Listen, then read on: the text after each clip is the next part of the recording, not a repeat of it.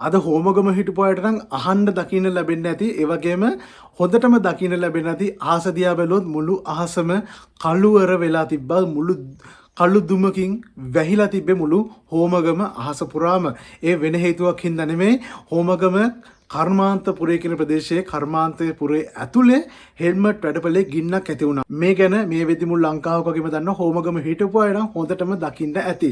මොකද හෝමගමට මුළු අහසම කළුවර වුණා. ඉතින් මේ වෙලාවේ ඒ ගින්නට අහු වෙලා සෝචනීය විදිහට මේ වෙද්දි 5 දෙනෙක් ජීවිතක්ෂයට වෙලා තියෙනවා. ඉතින් ඒ 5 දෙනාට නිවන් සුව ලැබේවා කියලා ප්‍රාර්ථනා කරලා වීඩියෝ එකට ලයික් එකක් දාන්න.